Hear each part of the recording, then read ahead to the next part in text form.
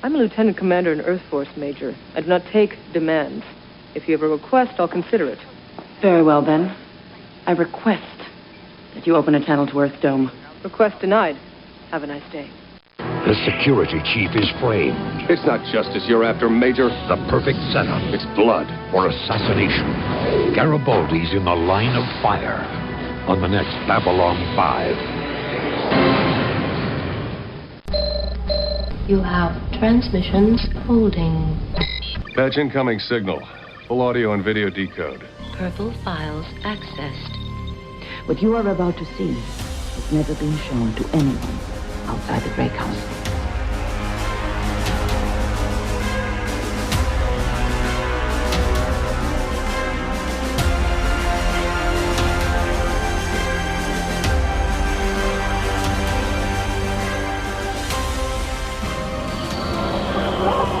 And so it begins.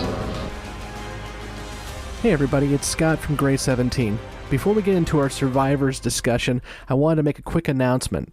We have started a Patreon account, so first and foremost, we are so appreciative of all of you taking time to listen, to subscribe, and leave a review. But if you can go one step further and help us grow this podcast, we would really appreciate it. At the Patreon account, you'll see several different tiers that you can choose from, including the You Got Koshed tier at $3, which will give you access to our Discord, where we're going to be talking about the show itself, and then also giving you behind-the-scenes audio and video and other just fun little tidbits from our hosts. Then if you go for the Team Ivanova tier at $6, you can get all of that, plus join us on monthly live Q&As that are only going to be open to our Patreons, where you can just chat with us and figure out what we like in terms of Babylon 5, or just what we like in general, and just kind of get to know us more. And then at the probed level, at $12 a month, you can probe the podcast, and you can submit audio voicemails with your questions that will be played and answered directly on the podcast episode itself. And then finally, for those who can go the full amount, we have the Grey Council, which for $20 a month, you will be an actual producer of the show, and we will give you credit on every single episode. You are supporting us as a producer. And that being said, we already have one, so thank you to our first producer, Joseph Wise, for helping us out and keeping this podcast growing. So again, if you can't join us on Patreon, that is completely fine. We really do appreciate you giving us a listen and making sure that you subscribe and give us a review as well, too. But if you can help us out on a monthly donation level, we would really, really appreciate it. We've got some great ideas about how we're going to continue to grow this thing, and we've got some wonderful interviews coming your way, as well as some ideas for some live events that we're going to be doing down the road. But all that's going to take your support. So if you could, check out patreon.com/Grey17podcast. And with that, I'll stop shilling and we'll get on with the show. Thanks, everybody. Hello, everyone out there in podcast land. Welcome to Grey 17, a Babylon 5 podcast, a part of the Front Row Network and NPR Illinois, and the 24th most popular TV reviews podcast in Germany. Thank you, Germany. Thank you. I would say we are here to talk about Survivors. And not the next Phil episode, Collins and David Hasselhoff. All the things you guys love in Germany. Lionel Richie. I saw a lot of Lionel Richie posters when I was in Germany. You are going to send us to number 800 if you keep it up. I don't know. If we play Hasselhoff, I bet you will go up to 23 at least. My name is Muller. I'm 2 dots away from Mueller, which is like all of my cousins are tuning in right now. We haven't even gotten through the intro yet, and it's already derailed. Uncle Mike, have you been drinking Yes, again? I have. Yes, we are. From a proper glass, because I'm a This fancy is why we bitch. should record for YouTube, but that's a whole nother story. Okay, so we're here talking about Survivors. We're going to go ahead and talk about Survivors, but before we do that, and I probably should have done this before, I did want to highlight a new review we got, because we are begging, pleading, and doing everything possible to get you to review us on your podcast app of choice, because you know what? We don't have many reviews, and I would love to have some more. Send us your love mail, send us your hate mail, whatever you want. send it to us. But I'm going to read us a review here that just came in, guys. And it's actually a little bit of both, love and hate. So it's great. And the person they hate on isn't here right now. So it's even better. So this comes from Yuri. Poor John. John is touring Europe right now. He will be back, but he's on vacation. Oh, by the way, I'm Scott, and with me as always is... Hey guys, I'm Jessi. Blake. I'm Justin. I'm Nicole. I'm Emily. I am Hair Mike. Kevin. And Andrew. Okay, now we got that out of the way. Let me read the review from Yuri Hood. And Yuri Hood gives us 5 stars, although I don't think he gives all of us 5 stars, to be honest. Been binging the first 7 or 8 episodes, and now I'm mad. I have to wait for the rest of them. Some of the reactions from the noobs are great. Some are just vitriol. Not sure if you're trying to get attention or what, but it's annoying. Really enjoying the Beyond the Rim segments. Way to go, guys. Also of note, like the host, my rewatch of B5 started with season 2. Great content. Keep it up. Except the vitriolic comments. I understand people don't like it, and that is their right. But the over-the-top, I'm never going to like this stuff is inane. Signed, Yuri Hood. But it was a 5-star review, so thank you, Yuri Hood. John will reply to your hate mail as soon as he returns from Europe. I'll read it on the special portion. Yes, and again, as we pointed out in our last episode, if you do send us hate mail, Jessi will read it. So dramatically. For you, dramatically, melodramatically, depending on the hate mail. So you can send your hate mail via review on your podcast app of choice, be it Apple, be it Spotify, be it Amazon or Audible, whatever that is. Anything you can send your review in, and we will read it, and we will enjoy it one way or the other. I enjoy reading your hate mail. I really do. Okay, let's go ahead, guys, and start talking about survivors. Now, one other thing we got from a member of our Facebook community was a request that our newbies got to do their first impressions first, which I completely love the idea and wish I would have came up with it. So we're going to have all of our newbies do their first impressions, and then the old guys will go ahead and pop in if we have anything that the newbies didn't talk about. So let's go to Jessi first. First impressions on survivors. And before we get started with Jessi, just so everyone knows contextually, Jessi actually watched this episode, was so excited that she decided to watch the next episode too. So we're going to find out real quick if she can remember what she saw with survivors. Here we go. First of all, I didn't do it on purpose. So there was no excitement for the next episode. It was, oh, I've got to watch the new episode. So let's watch it. Since I already watched the last one last week, trying to get ahead.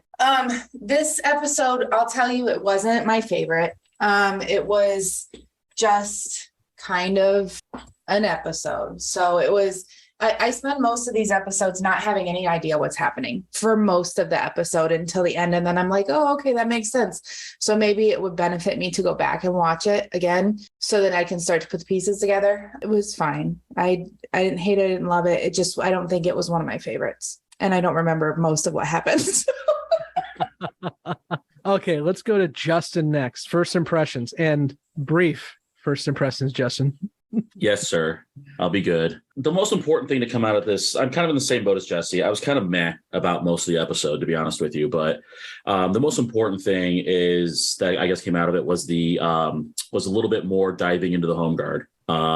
That's something I've been kind of following. I guess most of this first season is what's been kind of drawing my interest the most. So I'm kind of was good to see that kind of develop a little bit more.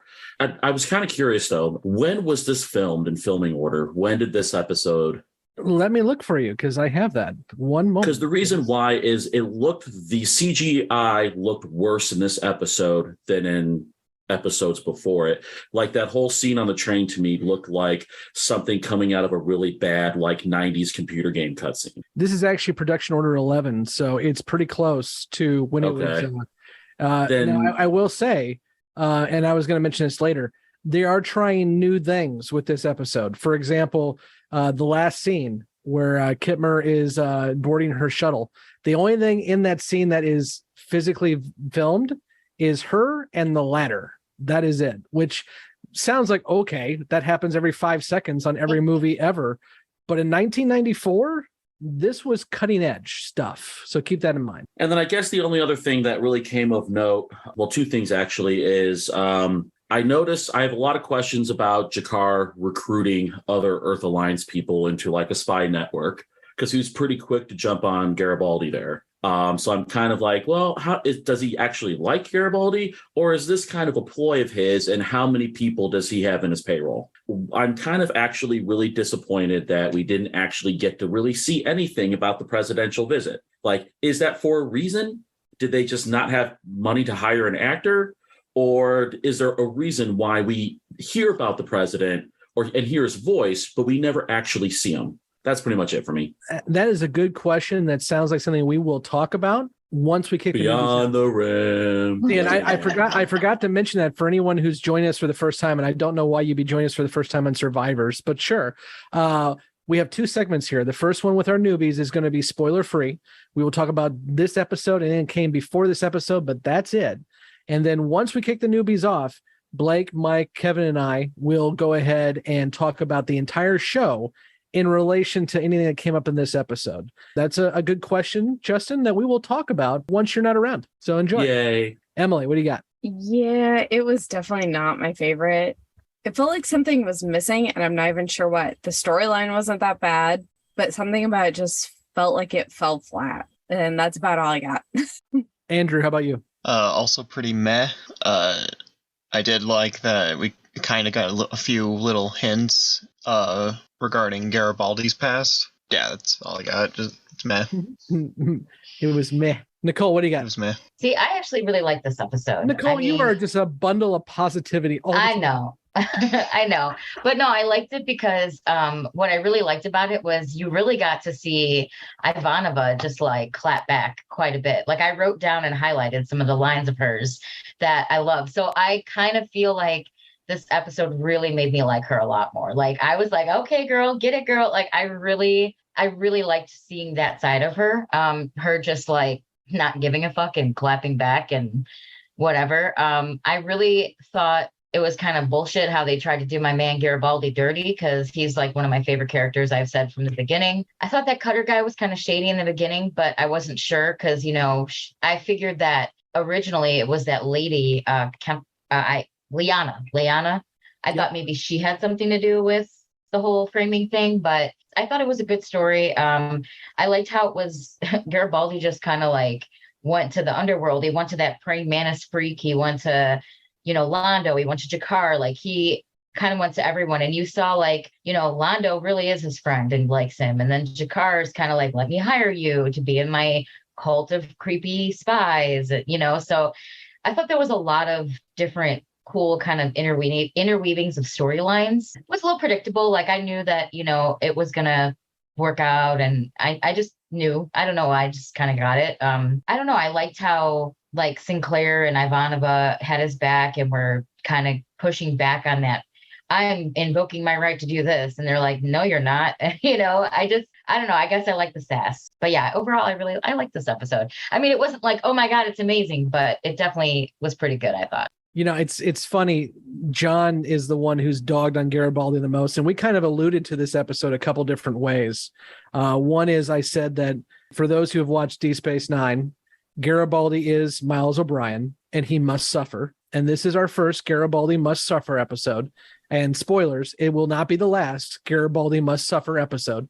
He's definitely that character, which happens to the everyman usually on TV shows. But also, you know, we kind of alluded to the fact that John has mentioned a couple times that Garibaldi is the worst detective in his mind.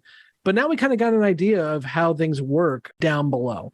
For example, it looks like Garibaldi's scared of Nagrath to an extent because he understands what Nagrath, the praying mantis for those playing the home game, has available to him in terms of resources. I mean, when Nagrath told him to get the hell out, Garibaldi's like, I think it's time for me to go. Sounds good.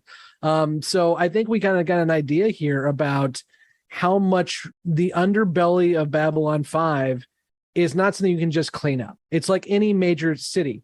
Your chief of police is not going to go into the worst neighborhood and try to just fix things. It just doesn't happen that way. And we kind of got that for the first time here. So that's the one that I enjoy about this episode. Blake, what do you got for first impressions? I'm going to comment just a little bit on some of the technical aspect of the show itself right now, because most of us, I believe, are watching what they're calling the HD remastered that they've got either on HBO Max or that they've put out through iTunes now. But my issue with it is it's not that great of a remaster. I mean, we're talking about some of the CGI stuff, and you look at some of the HD remasters they've done of the original series. So with this remastered version, what they did was like a minimal touch up. And, you know, one of my biggest complaints with it, we talk about where this show was ahead of its time. It was filmed in 16:9 aspect ratio. It was filmed for widescreen. Mm-hmm. So when they restored it, they've kept it to the 4:3 ratio for what TVs were at the time. They've not put it back into the 16:9 aspect ratio. They've not done a true retouch of the visuals. They basically just did minimal pieces to it, what to me amounts to Instagram filters over it. So, you know, touching on that piece with this remaster, it really isn't that good. You look at some of the actual still images they've done of like Babylon 5, the station, or some of these other spaces, and they look incredible. So they have the ability to do it. They just did not do it with this remastered version on a technical piece. I completely agree with you. And that's why, and I haven't mentioned this before, I'm one of the nerds, and Blake, you probably do have them too, and Kevin potentially. I have the DVDs. So I have been watching this on the DVDs. And the reason is because on the DVDs, it is widescreen, which just makes me so much happier. In terms of technical differences, there's not much. The DVDs, as we already mentioned, are in a different viewing order. So if you are watching with the DVDs, you got to be careful because we are following the HBO Max release order, which is what we're going with. But the DVDs, I do enjoy more because they are in that widescreen format. I absolutely agree with you on that. And because I bought my set, I don't have the DVDs anymore, but I bought it off iTunes a few years ago. So mine's still the DVD version that was on iTunes because I wouldn't pay to upgrade it to the remastered because I can do that on HBO Max if I want to. As far as first reactions out of the episode itself, I actually do like this one. I liked it from the beginning with the storyline of it, what it sets up with Garibaldi's background, and getting into the issues of Garibaldi. You know, we've heard throughout the series so far about how he's been bounced around different commands. This gives us some background into kind of why some of that's happened with Garibaldi. It also explores, you know, both on screen and off, as we've addressed. Garibaldi's had issues with alcohol. And this is not going to be the first time in Babylon 5 this comes up with issues around substance abuse and stuff. And for those of us that have read Straczynski's book, the book puts into context, he really did write himself and his story into some of these episodes. And I think this is one of the ones where we really see that. And I will say that came up too in the Usenets as well. And he pointed out, even back then in 94, even though he's not an alcoholic, in fact, Straczynski doesn't drink and has never drank.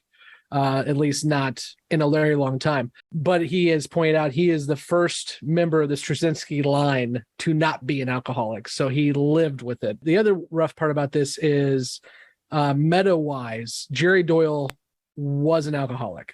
And he was actually proud of it.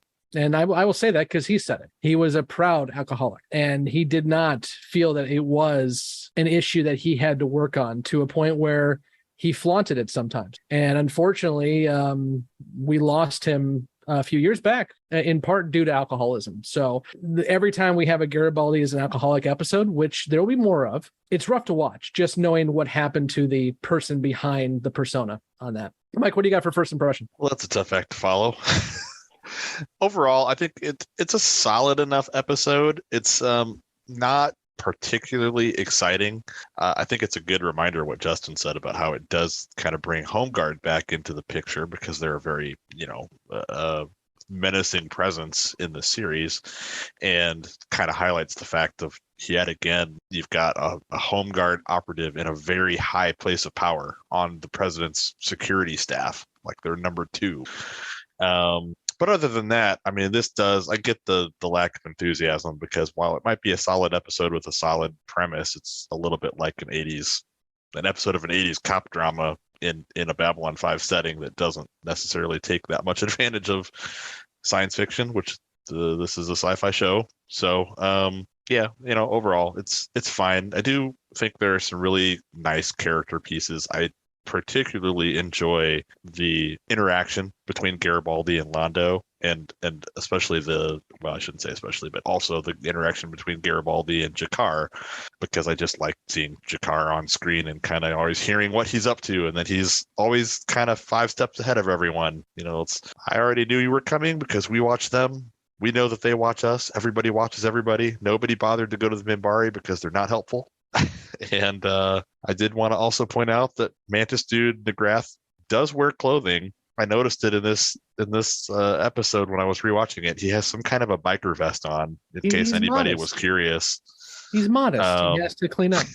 That was funny, but yeah.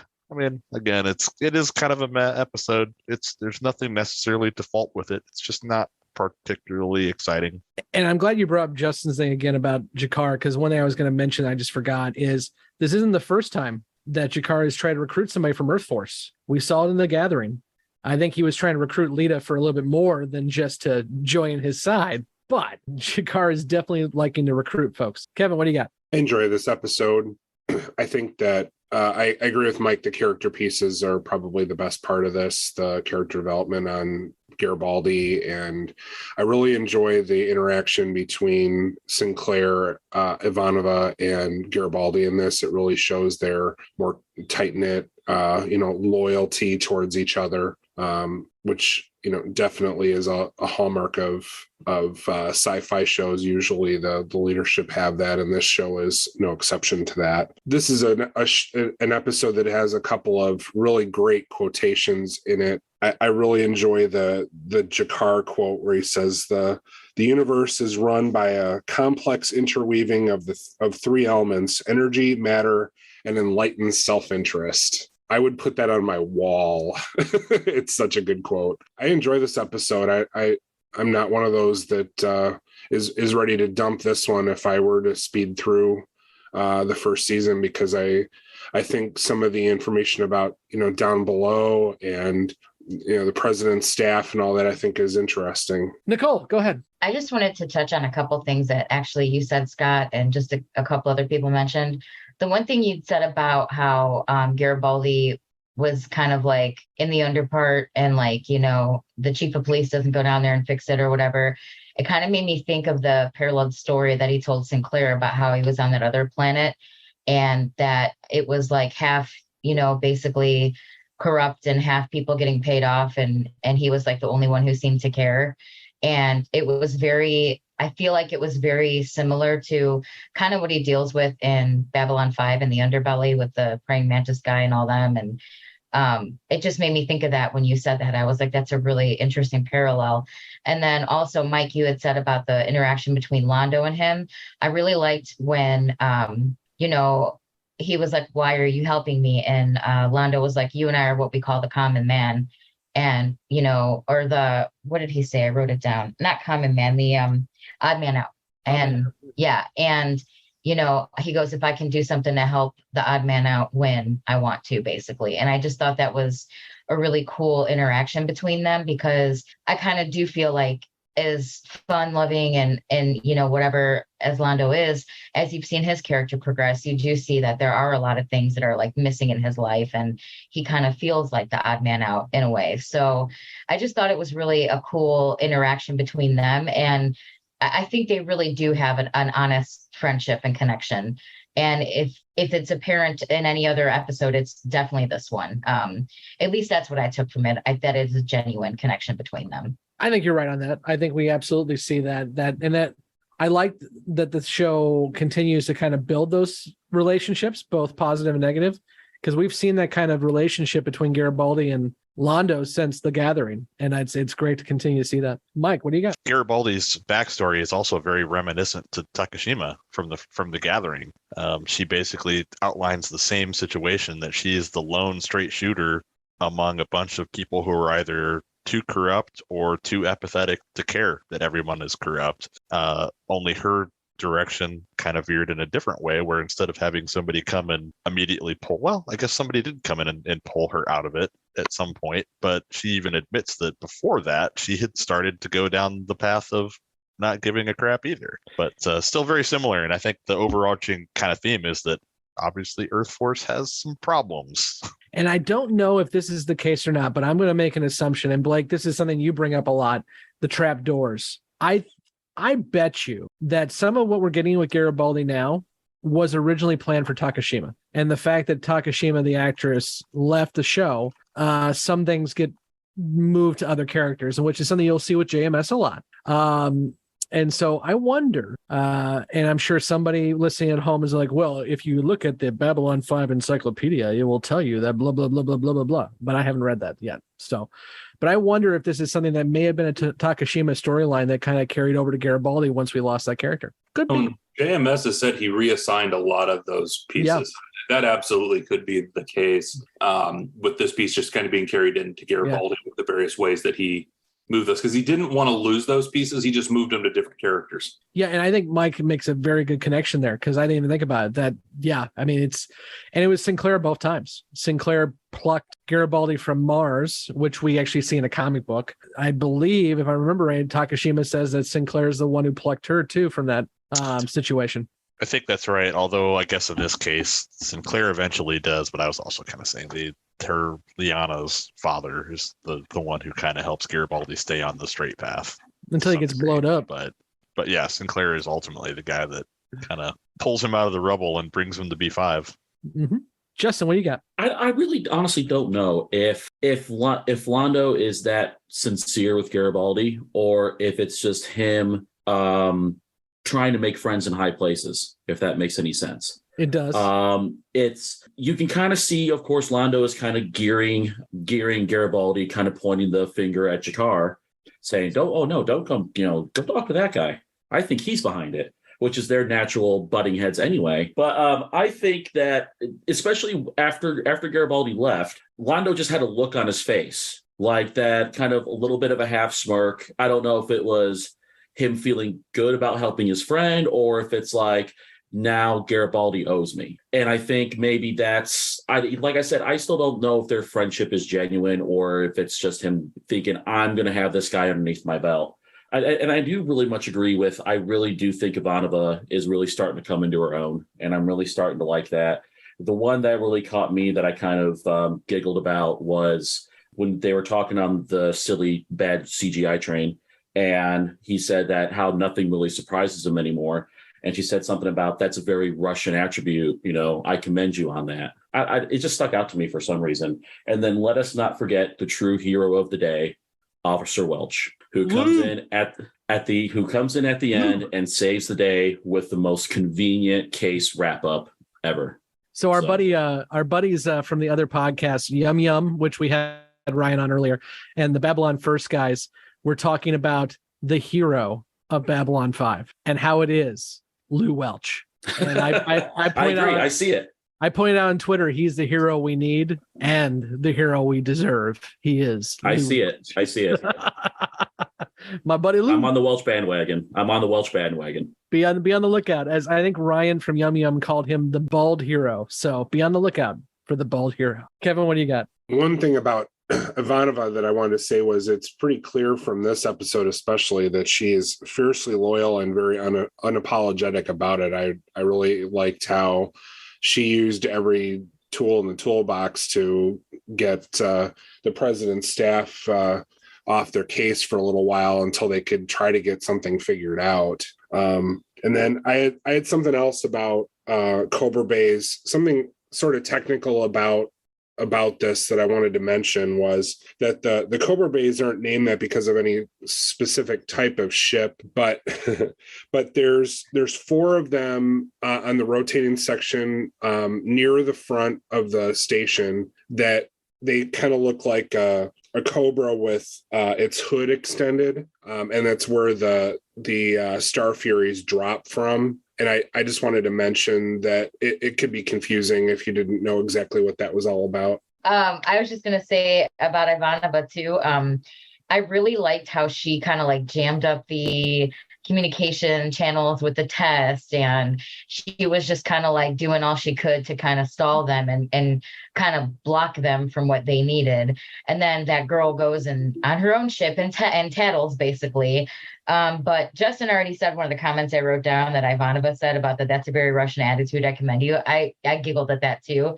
But my favorite, I think, was when she said, "You're going to resist, I hope," when they asked her to escort Kemmer out. I was like, get it, girl, whoop her ass. I was kind of hoping there'd be a cat fight, but I really like that. And then when she was like, I am in charge of this and you can make a request. And she goes, fine, I request this. And she goes, request denied. Have a nice day. Click. Like, those 3 lines had me literally snort laughing. I was just cracking up. So I really liked how she basically just did everything she could to prevent them from finding Garibaldi and also contacting their ship to kind of like take over. So I thought that was really cool. Yeah, I hear you.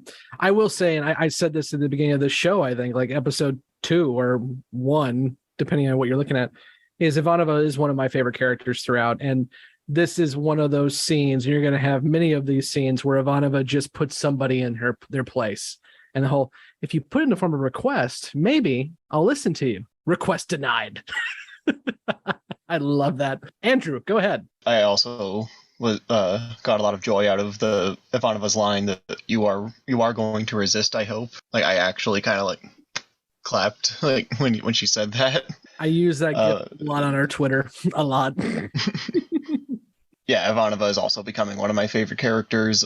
I never hated her to begin with, but I'm starting to like her more and more, and she's definitely becoming more of a badass as the show goes on. Welcome to Team Ivanova. Good job. We're proud of you. You can send your hate mail to gray17podcast@gmail.com. Yeah. Stop asking for hate mail. Like, what do you got? Okay, so I was just going to comment on, we've talked a little bit about Earth Force, and clearly there's issues with it when we hear about some of the stuff like Garibaldi's previous posting and in prior episodes with issues around Earth Force, not everything being perfect. And I think that's one of the hallmarks of this as a series is things aren't perfect. Humanity's not reached this perfect, evolved state. And really, I don't think you can say anyone in this series has reached that. When you look at it, especially, look at modern military comparisons. When you think about Babylon 5 and you look at, the ties with Earth Force and this potential home guard threat that's coming up. Look at how many members of the U.S. military are part of white supremacist and nationalist groups now. Look at how many issues come up out of corruption and issues in military bases and things within the current chain of command. To think that all that would somehow be resolved in the future has been one. You talk about science fiction and fantasy. I think that's been the fantasy of a lot of science fiction, is that at a certain point in the future, you hit this point where people are just beyond that and don't do that. But this show really puts that front and center, that humanity is very much flawed. The people humanity interacts with are very much flawed. And we just keep going with it and trying to be better. Can I talk about real quick how much I think one of the reasons why this episode, as Andrew put it, is meh. Meh is the correct word there. Meh. No, mid. Oh, you said, I thought you said mid the whole time. You were saying mid? I did say meh, but if we're going to try to reach out to the younger demographic, mid. It was mid. Okay, Zoomer. Okay. Right. One of the issues I have with this episode is the actor playing Kemmer. Not to be overly mean, but I don't think she holds up well enough. She has no other acting credits. No, I don't. I have no background on her. I didn't look her up to see that. So that's good actually to know, Kevin, because that tells me a lot. I think it's not her. She reads the lines fine. Okay, so my issue with the actor is she has a real problem emoting. Now, I think at the very end, when you're having that interaction with Uncle Mike, and she's supposed to be kind of, the ice is supposed to be breaking, and she's supposed to open up more, you get the hug.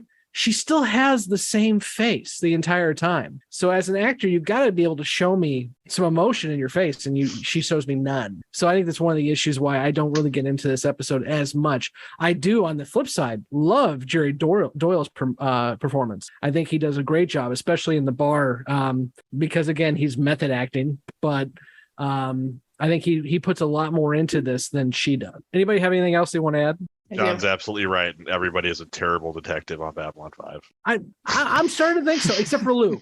Lou Welch. Nobody searched the quarters of the guy that got exploded. Are you fucking kidding me? Well, Sinclair told Lou to, so Lou did. Well, eventually, yeah, sure. And also, I get that Garibaldi was on his last rope and he had to go to Londo. And as Justin said, we don't know per se if Londo helped him out because he's a friend or not. But you're being investigated because you had Centauri ducats in your quarters. And so you go to the Centauri ambassador and start walking around with 500 Centauri ducats. So maybe try to find a different way to get some cash. If you're being told you're a Russian spy, maybe don't use rubles. I mean, also the main villain of the episode pointed his gun at a dude like not even 2 feet away and then like took his eyes off of him. It happened to Sinclair too. Sinclair goes to his comm, starts talking, and fucking Garibaldi does a Batman and just disappears into the wilderness. I'm like, what? I just envision on the other side of that is Garibaldi doing like the Roadrunner where he speeds up real fast, just running in place and goes, pew! Smoke bomb. This episode was hard to watch Garibaldi drink because and I know you said it earlier, but that when you said it, that was 100% something that when I was watching it, I was like, oh, this is uncomfortable because he's actually an alcoholic. It was hard. It was hard to watch, and it was disappointing to watch too, because he you can tell in the show that's what he battles with. When he struggles, he goes back to the bottle, and he was so disappointed in himself. So it was definitely more of a darker episode, I think. I really do enjoy Garibaldi as a character. I think he's one of the best ones on the show, but I agree with you completely because there's a lot of meta information that we will gain not only through the show, but also it's been 30 years. A lot has happened. And so it is painful. I completely agree with you on that. One thing I was curious about, and maybe I'm making this up, but the alien that he took the hat from and gave the money to, did he write him out and tell them he was in there? Okay. Yes. I thought so. I was like, what a little shit. Like he went and told on him. He took his ducat. Again, you're giving out Centauri ducats when your evidence against you is you have Centauri ducats, and the guy ran and got the reward too. Yeah, absolutely did. And then the other alien he was drinking with was a Drazi, which, as you guys, this is Kevin, this is not a spoiler, but pay attention. The Drazi makeup is used a lot in this show. So it's like, count the Drazis. How many Drazis? It's like the shady count. How many Drazis are in an episode? Emily, what do you got? Okay, can we talk about how terrible Liana is, as a character? Oh, as a character? Not the acting, but as a character. She was just going to take over the whole damn station by saying, oh, I have presidential authority. Seriously? She was... Yeah, I wish we had a counter for every time we heard that phrase in the episode. Presidential authority. Yes. Bing, bing, bing. How many of us...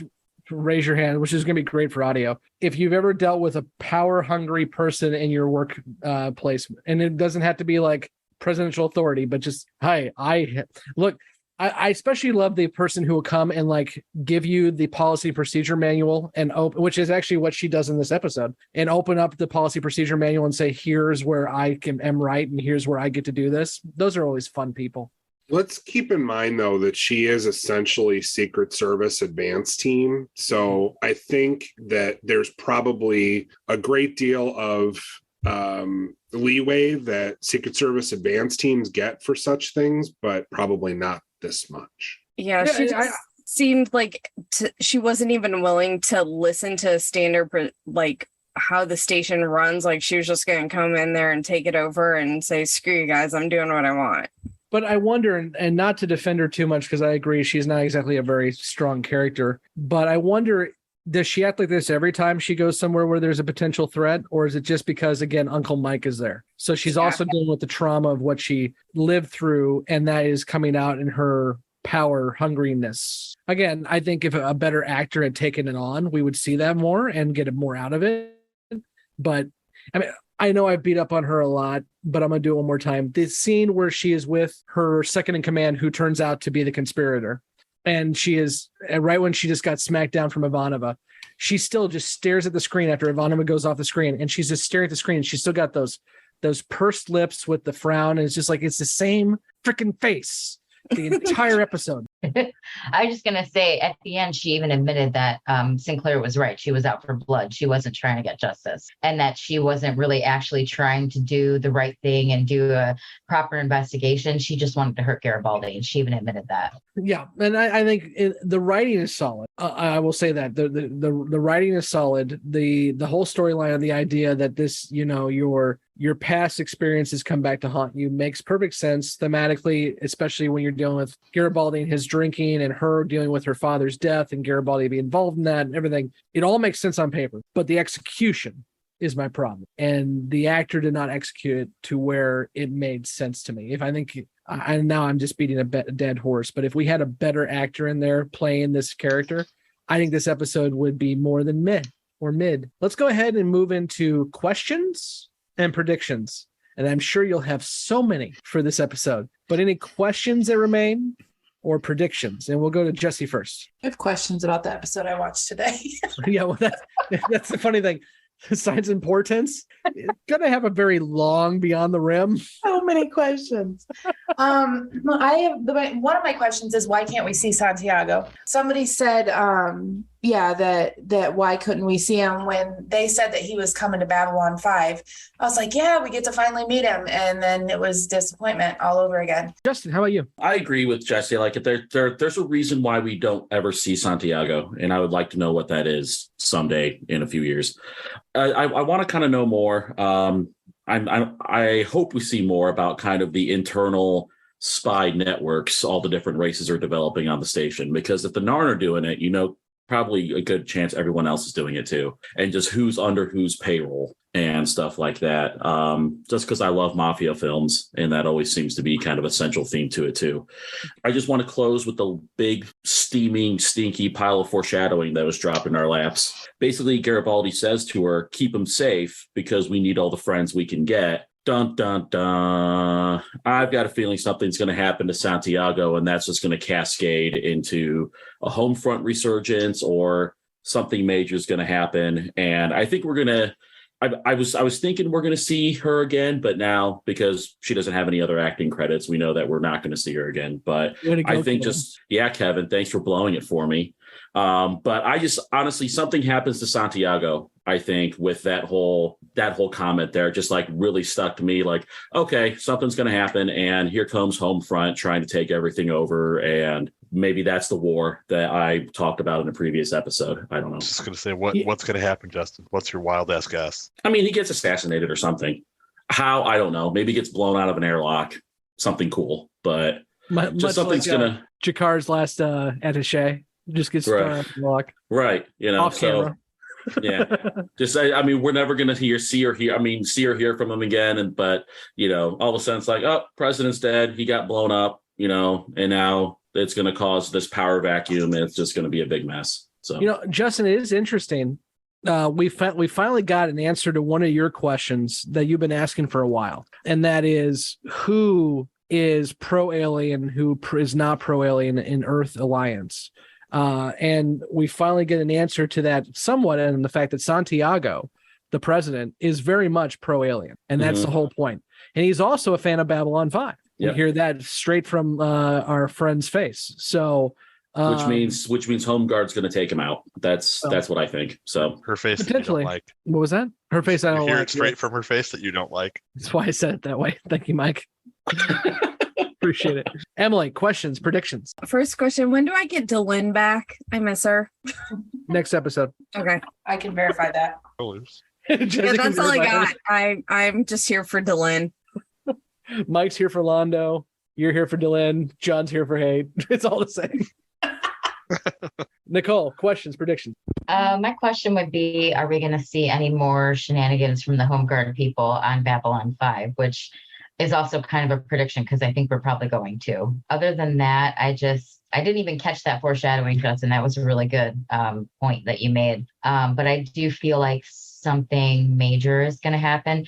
I feel like there's too many things that keep coming there and happening, like between the Soul Hunter and the, sick kid conflict and this. And it's like every episode there's something that's coming there to fuck up Babylon 5, And I also wonder if it has any correlation with the fact that all the other Babylons didn't work. Like, what happened to those? Were they destroyed? Was it sabotage? Were they blown up? Like, you know what I mean?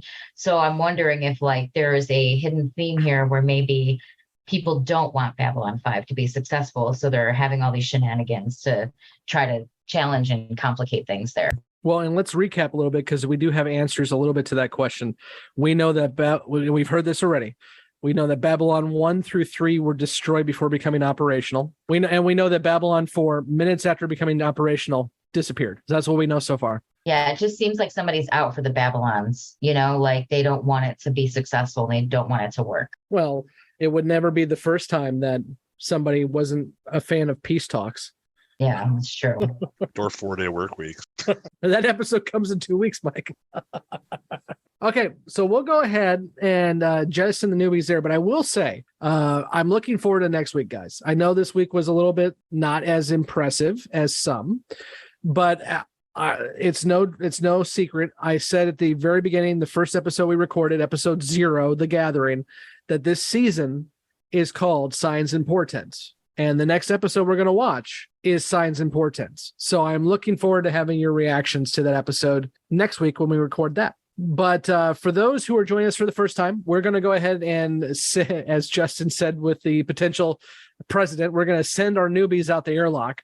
People who've already watched the show will stick around, and we will go beyond the rim and answer all these questions and predictions that our newbies have had. Until next week, when we talk about signs and portents, I'm Scott, and with me as always is Jessi, Blake, Justin, Nicole, Emily, Mike, Kevin, and Andrew.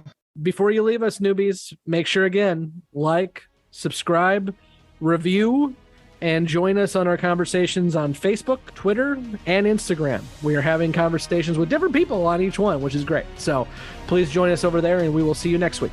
Done. Dun, dun, dun. Dun, dun, dun. Thank you for listening to Gray 17, a Babylon 5 podcast.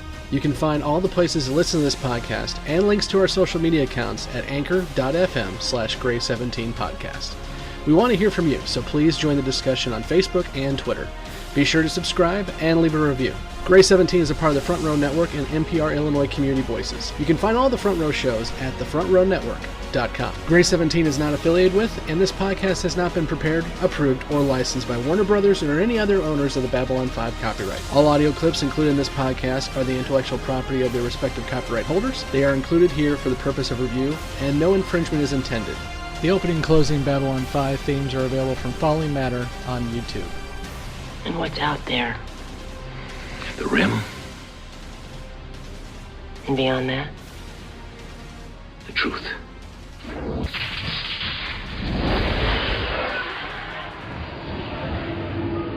Welcome back, everybody. Again, final warning, if you have not watched ahead of Survivors, you should leave us now because we are going to spoil, I would say everything, but with this episode, there's not much to spoil, but we do have some questions, predictions from our newbies that we will be answering. So if you do not want to get spoiled for what happens next, go ahead and leave now. So, guys, let's just go through this real quick. Kevin, anything you want to answer for the newbies? Well, they all want to know why they don't see the president, and is something going to happen to him? And spoiler, yes. Justin's dead on, except for the airlock part. Yeah, pretty much. I mean, it's the major part of the season-ending cliffhanger is that he gets blowed up. I would argue it's the major turning point of the entire show because the show pre-Santiago death, post-Santiago death is an entirely different show for many reasons. For sure. Yeah. We do see Santiago, though. We will see him on a computer screen. As he's giving a speech, I think. So the answer is yes, you will see Santiago just before he gets obliterated outside of Io. The transfer point at Io is where he dies. I'm trying to find it because JMS has been like answering tweets like crazy the last couple weeks. He's getting excited about his new stuff is what he's doing. He is. But there was a tweet that made a comment about the president not being on screen, and I'm trying to find it. Because JMS actually responded to it. I know for a fact we see him at least once. But it's like very limited. It was specifically a question like, why isn't the president a bigger part in some of these? And yeah, I'm trying to find it because he directly. Well, when you find that, Blake, we'll insert it. We'll just keep rolling, but you find it. So, in my headcanon, we don't see Kemmer again. In my headcanon, she's on Earth Force One when it goes boom. Yeah, I was reading Babylon Project website, and they said that JMS has previously said that because she was on the advance team, that she was generally not with the president and would not have died on with the president. But yeah, well, I can be hopeful and hope she dies. I'm being extremely mean, but actually, I do like the theme of like redemption and leaving the past in the past and moving on. I just wish we would have had an actor who could have pulled it off. That's all I asked for. Especially when Jerry Doyle is acting his freaking heart out and she's fucking wooden. Go for it. Okay, so there's a Twitter discussion with a few different people talking about Babylon 5, and they're not just talking about Santiago, but also Clark. They're talking about both presidents in the tweeting. And one of them says, the question I've always had for Straczynski is whether it was a deliberate choice to make the president an almost never on-screen character who is totally bland and forgettable and not, some of these classical like presidential roles. And Straczynski's response was, that's how it was written. It was very much deliberate not to have. So, it wasn't a budget thing. It wasn't a casting thing. It was Straczynski saying it was very much deliberate not to have the presidents, either Santiago or Clark, on screen in the show. Did he say why? I have a couple. Not elaborate to a why. He just said it was very much written that way. I think my assumption is he wants the story to remain at Babylon 5 and not an Earth Force story or an Earth Alliance story or whatever. But you think of some other stories. I mean, even I'm thinking V for Vendetta with what is it, Sattler. You hardly ever see Sattler as a character in some of that. But you very seldom see him on the screen, even though it's such a presence in this narrative and the story. Well, we do see Clark when he blows his head off, so I'm looking forward to that. Even that you don't really see. You see the writing. He's at the desk. You don't see him. We definitely see Clark though. I mean, maybe if it's just on screens. Yeah, and we see an ISN where he's actually talking to the camera. He's always either on a screen. There's never any direct interaction. Because like in the movie, in the beginning, you see the Earth president at her desk because it's Trish O'Neill. Yeah. You see Trish O'Neill at the desk as the Earth Alliance president giving the final call for ships to defend Earth.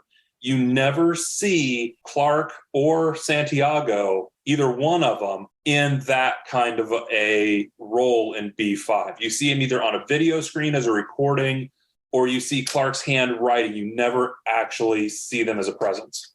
And that's one of the reasons why I do enjoy In the Beginning quite a bit. And I just watched it again when we got to the Sky Full of Stars, is because we get to see some stuff that we don't usually see on B5. We get to see the kind of inner workings of Earth Alliance. We get to see Jakar and Londo having their interactions with Earth Alliance at Earth, which is something we don't get to see. We also get to see the Battle of the Line. We get to see what the pilots were kind of going through right before the Battle of the Line, which is interesting too. Is there a conspiracy to undermine B5 is what Nicole asked. And the answer is 100% yes.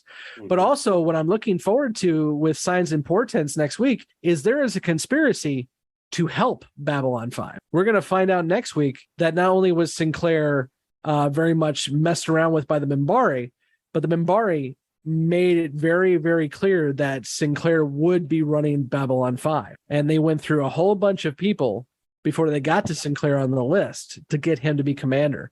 And of course, we know later on down the road, partially because of In the Beginning, Blake, is the Vorlons have something to do with that too. Because the Vorlons, in their own kind of, quizzical way, have said that the way this has to work is Sinclair must be alive and Sinclair must be in charge of Babylon 5 at this moment. And the Minbari know that because the Vorlons have told them. And so the Minbari are making sure all the chess pieces are in place. So we will definitely see that conspiracy take shape next week. I think the conspiracy they're seeing against Babylon 5, I think they're thinking the conspiracy is coming from Home Guard. And, I think where they'll get to eventually with the conspiracy against the Babylon stations is it's more than that, because we'll figure out eventually that it's the forces of the shadows recognize B4 for what it is. And keep in mind, the storyline is still a little different at this point. It's starting to change directions. That's true. But, at this point, the conspiracy against the Babylon stations, really, you'll see when you start to figure out just how much the agents of the shadows have infiltrated Earth and have helped facilitate some of this Home Guard issue and have helped drive some of this, that the conspiracy against the Babylon stations is part of the larger battle between the shadows and the what will become the Army of Light. This is also one thing I don't know if this was actually planned out or not, but what I love is if you go back and look at, like, we will see B4 and we will see it very soon. And every time I see B4, I think of Star Trek Nemesis, which whatever, but we will see B4, but B1, 2, and 3 kind of look like B4. Whereas in Babylon 5 looks a lot different, and we will find out later on, and I can't remember where we will, but we will find out that Babylon 5 looks different because it's made on the cheap. After 4 stations get blowed up or disappeared, Babylon 5 is one of those where it's like, okay, we'll keep doing it, but we're going to do it on the cheap. So I think, Blake, you make perfect sense there. I mean, at least in my head canon, I don't think we were ever told this, but maybe the Shadows don't know which Babylon station they have to deal with 1,000 years ago. If B1, 2, 3, and 4 all look kind of the same except for their color, then maybe that's why they wiped out all 4 of them, because, well, 3 of them before they could wipe out B4 for that reason. But yeah, I agree with you. I don't think there's a conspiracy on B5 right now the way Nicole's talking about, but there absolutely will be once Clark takes over, because he's going to see B5 as an issue. But right now I agree with you. It's more they're a location, like we already saw Home Guard has tried to take out Minbari on the Minbari homeworld. They've done terrorist attacks on Earth and other Earth colonies. So Babylon 5 is just another location to screw with at this point. Am I missing anything, guys? Let's see. Emily said, will Dylan be back? I already answered for her next week. I think Justin has alluded a few times to believing that there's a civil war coming. And yeah. Are we sure Justin hasn't read ahead? I asked Kevin this earlier, and he said, I'm pretty sure. Yeah. The one thing we do know, Kevin told me this already, is Justin does know, just because he saw trailers and stuff, that Sinclair's not going to be captain or commander after season 1, which John knows that too. But I think I think Justin's just definitely paying attention. And the one thing that, as much as people say that, the Shadows are the big bad in Babylon 5, for me personally, the big bad is Earth, because the Shadow War ends and we still have to take back Earth. And that's season 4. And actually the big bad after that is the Psy-Corps, but that's for a whole nother day. Then we get Telepaths and Brada. Oh God. Season 5. As much as the newbies are, we're past it. I think they're to a point now where they're all kind of mostly bought in, kind of. As much as they were having pains with the first 8 or 9 episodes of season 1, wait until we get to season 5 and we have to deal with fucking Byron for like 13 episodes. Enjoy, kids. Byron. You insult my namesake. Oh God. But Sleeping in Light Sleeping in Light was filmed season 4, so I can't even say that. I was gonna say, but Sleeping in Light's still my favorite episode, but it was filmed in season 4. Yeah. Anything else, guys? I know we're not talking about much here, but we're saving our powder, keeping our powder dry, because I expect, and I hope so, that this conversation is going to be a lot more detailed when we get to Signs and Portents next week, because we're going to see the Shadows for the first time. Even though we're not going to be told that the Shadows, we're going to see them. We're going to see Mr. Morton for the first time. Or the second time. We're going to see him for the second time because he was on The Gathering, but whatever. And we're going to see Londo start doing some political maneuvering. Yeah, we're going to see a lot next week. But until next week, we will ask you again to make sure that you like, subscribe, and give us a review on your podcast app of choice. And also join us on Facebook and Twitter and Instagram. We have some really good conversations going there on all 3. So please check us out there. Be back here next week to talk about Signs and Portent. So I'm Scott, and with me has been Blake, Mike, and Kevin. Look at you. You all did it. Good job. We will see you next week. Thanks, everybody. No more trouble than a toilet full of snakes, but I couldn't run this station without you. Let's go. You know this Major Kemmer? Yeah, I slept with her.